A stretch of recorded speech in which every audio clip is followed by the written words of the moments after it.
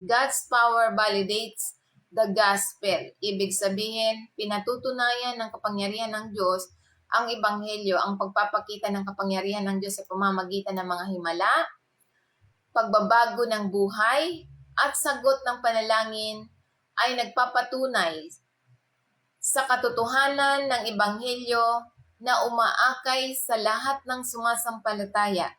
So kaya nga't mahalaga na tayo ay nagtitiwala lamang sa kapangyarihan ng Panginoong Hesukristo sapagkat ito yung sinasabi niya sa banal na kasulatan sa Romans chapter 1 verse 16, "For I am not ashamed of the gospel because it is the power of God that brings salvation to everyone who believes." So ito yung kapangyarihan ng Diyos. Kapag tayo nang sumasampalataya ang salita ng Diyos, ay lumalabas ang kapangyarihan kapag tayo sumasampalataya. So hindi lalabas ang kapangyarihan ng salita ng Panginoon kung hindi tayo maniniwala. So kaya nga ito yung mahalaga, ang pananampalataya natin na naghahayag na hindi natitinag na pagtitiwala tulad ni Apostle Pablo sa Ebanghelyo, ang pagbabago ng kapangyarihan ng mensahe ng kaligtasan ng Diyos na magagamit ng lahat ng naniniwala, anuman ang kanilang pinagmulan. Kaya nga tinihikayat tayo na ang katapangan sa pagbabahagi ng Ebanghelyo at pagtitiwala sa kakayahan ng Diyos na magdala ng buhay na walang hanggan. So kaya nga tulad na lamang sa halimbawa ni Apostle Pablo, ang pagtitiwala ni Apostle Pablo sa kapangyarihan ng Diyos sa halip na kahusayan sa pagsasalita, nakitang-kita ang kanyang pangangaral at mahimalang umakay sa marami sa Panginoon Jesucristo. Kaya nga sinasabi niya sa 1 Corinthians chapter 2 verse 4, "Ang aking mensahe at ang aking pangangaral ay hindi sa matalino at mapanghikayat na mga salita, kundi sa pamamagitan ng pagpapakita ng kapangyarihan ng Espiritu ng Diyos." So kaya nga't ito'y mahalaga na sinasabi sa banal na kasulatan. So kaya nga't ano pa ang tinuturo sa banal na kasulatan? Ito yung sumasalamin sa kababaang loob at pananalig ni Apostle Pablo sa karunungan ng Diyos at hindi sa karunangan or kahusayan ng tao. Na binibigyan din ito ang bisa sa pagbabahagi ng Ebanghelyo na nagmumula lamang sa kapangyarihan ng tunay na Espiritu ng Diyos na nagpapatunay sa mensahe at nakakaapekto sa mga puso't isipan ng mga mananampalataya. So kaya nga ito yung sinasabi sa banal na kasulatan na at nakakaapekto sa mga puso't isipan ng higit sa kung ano ang maaaring makamit ng pagsisikap ng mga tao.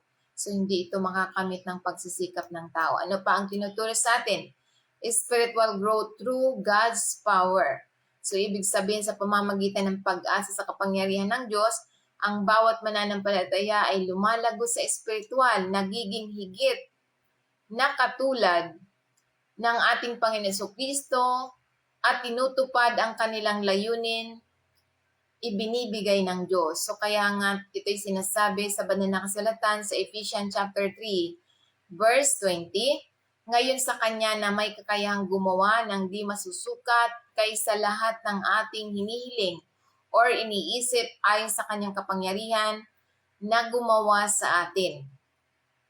So ano pa ang tinuturo sa verse 21? "Sumasa Kanya nawa ang kaluwalhatian ng Iglesia at ang Panginoon Jesucristo sa lahat ng salinlahi magpakailanman." So ito yung walang limitasyong kapangyarihan ng Diyos na gumagawa ng higit sa pangunawa or inaasahan ng tao. So kaya nga't ito'y sinasabi na pinaalalahanan tayo bilang mga mananampalataya na magtiwala lamang sa kakayahan ng Diyos na magawa ang higit pa sa kanilang iniisip at bigyan siya ng kaluwalhatian para sa mga gawa sa lahat ng henerasyon. Ito'y makapangyarihang pagpapahayag ng papuri at pagtitiwala lamang sa kadakilaan ng Diyos. So kaya nga dapat lamang tayo magtiwala sa kadakilaan ng Diyos. Tulad na lamang sa halimbawa ni Peter. Si Pedro mula sa isang natatakot na disipulo ay itinanggi ang Panginoon Jesucristo tungo sa isang matapang na apostol na mangangaral na may kapangyarihang pagkatapos umasa lamang sa banal na Espiritu ng Diyos. Kaya nga, tulad ni Apostol Pablo, siya ay isang mangungusig. Apostol Pedro, si Peter, itinanggi niya, ngunit nung makatagpo niya ang Panginoon Jesucristo, siya ay nabago. So kaya nga bilang mga mananampalataya, ito yung kapag umasa tayo sa kapangyarihan ng Diyos, tayo binibigyan ng kapangyarihan upang maging matapang sa pagpapahayag ng magandang balita. Kaya nga bilang mga mananampalataya, ito yung dapat nating isabuhay sa bawat aspeto ng ating buhay. Kailangan nating manalangin para sa kapangyarihan ng Diyos. Regular tayong manalangin na palakasin ang ating pananampalataya at gagabayan tayo sa pamamagitan ng kanyang banal na Espiritu. At kailangan natin na study His Word. Kailangan lagi natin tayong nagbabasa. Buuin ang ating pangunawa sa pangako at kapangyarihan ng Diyos sa pamamagitan ng banal na kasulatan. So hindi tayo maniniwala kung wala ang salita ng Panginoon sa atin. Hindi natin kayang tuparin ang salita ng Diyos kung hindi natin alam kung ano ang salita ng Diyos sa atin. So kaya nga sa pamamagitan ng pagninilay-nilay ng magandang balita, dito natin mauunawaan ang salita ng Diyos, ang kanyang pangako, kapangyarihan, sa pamamagitan lamang ng pagnilay-nilay natin sa kasulatan. So mahalaga na lagi tayong nagninilay-nilay. So kaya nga makikita natin kung sino talaga ang nagninilay-nilay ng magandang balita. So kaya nga't mahalaga na lagi tayong nakikinig. So kailangan natin na